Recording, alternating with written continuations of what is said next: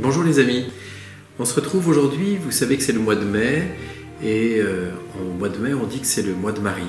Depuis très longtemps, depuis des siècles, en fait on a consacré ce mois-là avec à la fin du mois, il y a la fête de la Visitation.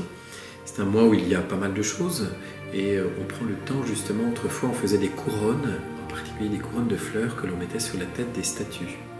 Et donc je voudrais vous parler un peu des représentations de la Vierge Marie. Et de prendre le temps avec vous de regarder quelques objets que l'on peut avoir dans nos maisons et qui sont liés à la tradition justement de la représentation de Marie. Je vous ai sorti des choses de ma collection personnelle.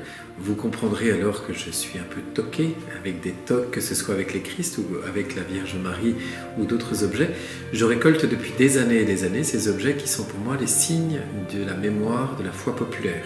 Et la plupart de ces objets sont là pour pouvoir nous dire tout simplement une manière de dire Dieu, de dire Marie, et aujourd'hui de vous montrer tout simplement comment est-ce qu'on a exprimé la Vierge Marie au fur et à mesure des siècles. Alors vous avez certains objets qui sont certainement anciens et d'autres qui sont plus récents. On va commencer d'abord par une enluminure. J'ai amené quelques exemples, on en verra quelques-uns pendant ces quelques jours qui nous restent de confinement. Je vous ai d'abord amené une enluminure qui est arménienne, une enluminure qui est une copie d'un travail du XIIIe siècle, et cette enluminure elle montre des détails très très précis.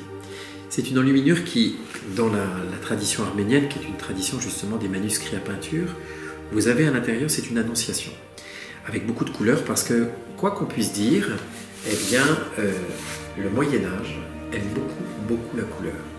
Et donc dans cette enluminure de la tradition arménienne, qui vient d'un monastère de Cilicie, anciennement qui était l'Arménie historique, vous avez d'abord des couleurs très vives, qui étaient souvent, le bleu était fait avec de lapis-lazuli, c'est-à-dire que même les couleurs étaient faites avec des pierres semi-précieuses.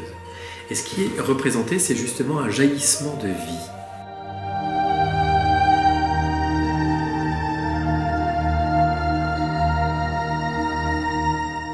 On a tous les détails, les plis sont bien faits, on est tout à fait dans les représentations, on a presque des figures de l'Antiquité, même s'il n'y a pas de perspective. Si vous regardez bien, le bâtiment qui est juste au-dessus de Marie, derrière Marie, eh bien il n'y a pas les perspectives ajustées, parce qu'on a perdu les perspectives, il faudra attendre la Renaissance pour redécouvrir la perspective. Mais ce qui est important, c'est tout simplement, non pas la représentation de la réalité, mais une enluminure, c'est comme une image du ciel. D'ailleurs, sur cette enluminure, vous voyez que le bâtiment, il est couvert d'une toile rouge qui parle de l'Esprit Saint. Vous vous souvenez sans doute quand l'ange apparaît à Marie, qui lui dit que l'Esprit va la couvrir de son ombre. C'est ce que ça signifie, cette toile rouge, la couleur de l'Esprit Saint. C'est pour ça que le jour de la Pentecôte, les prêtres sont habillés en rouge pour parler de l'ardeur, de ce feu, justement, de l'Esprit Saint. Et je voudrais m'arrêter sur un petit détail. Un petit détail, Marie, elle est d'abord assise sur un trône, pour montrer qu'elle est justement une reine. Elle a une auréole dorée comme le fond de l'enluminure, simplement pour nous rappeler qu'elle est en Dieu, elle est illuminée par la présence de Dieu. Et il y a un petit détail qui est très important. Un petit détail que je voudrais bien que vous puissiez regarder, c'est que Marie tient dans la main une tie. Alors je ne sais pas si vous savez ce que c'est qu'une tie, c'est ce qui permettait de filer la laine. Parce que tout simplement, Marie, souvenez-vous, elle a été consacrée au temple dans son plus jeune âge. Il y a la présentation de Marie au temple. Et Marie va être consacrée au temple où elle va filer dans son enfance, elle va filer la laine pour faire le rideau du temple. Et ça, c'est très important, et les représentations orientales conservent justement cela. Pourquoi est-ce qu'on représente Marie, qui ressemble déjà être femme et non plus une enfant? C'est parce qu'en faisant le rideau du temple, elle est en train de préparer la demeure de Dieu. Et la demeure de Dieu, c'est elle-même. Et donc vous avez l'ange qui est là, qui vient lui parler.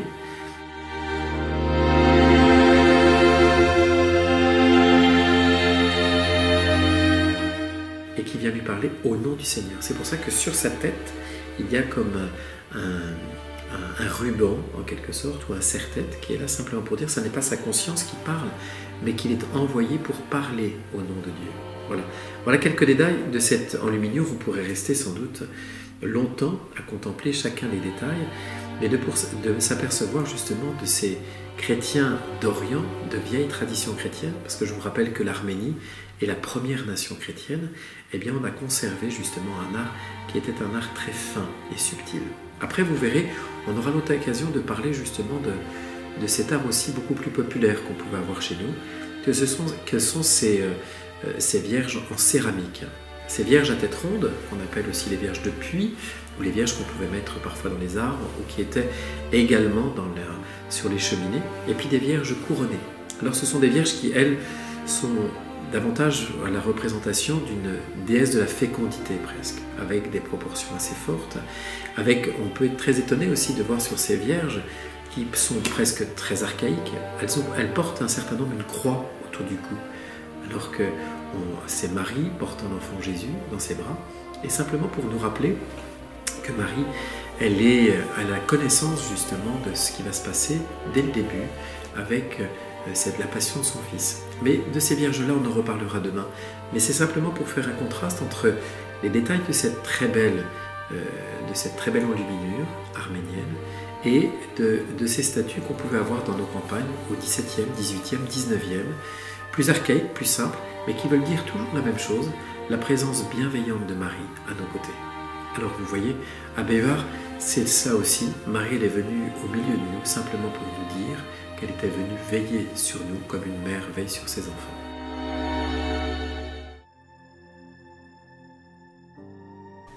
Nous te choisissons aujourd'hui, ô Marie, en présence de toute la cour céleste, pour notre Mère et notre Reine. Nous te livrons et consacrons, en toute soumission et amour, nos corps et nos âmes, nos biens intérieurs et extérieurs, et la valeur même de nos bonnes actions, passées, présentes et futures, te laissant un entier et plein droit de disposer de nous et de tout ce qui nous appartient, sans exception, selon ton bon plaisir, à la plus grande gloire de Dieu, dans le temps et l'éternité. Amen.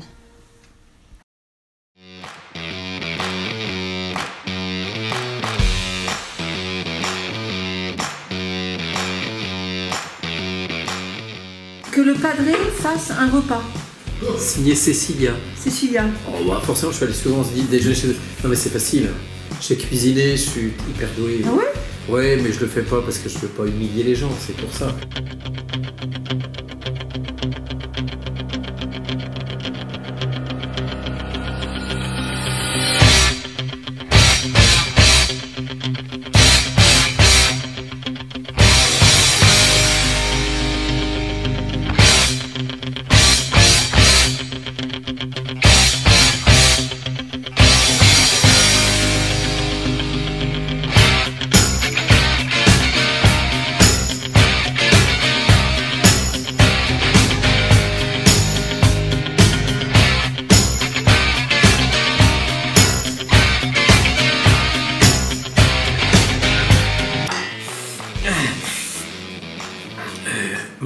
Maman, faut que tu m'aides.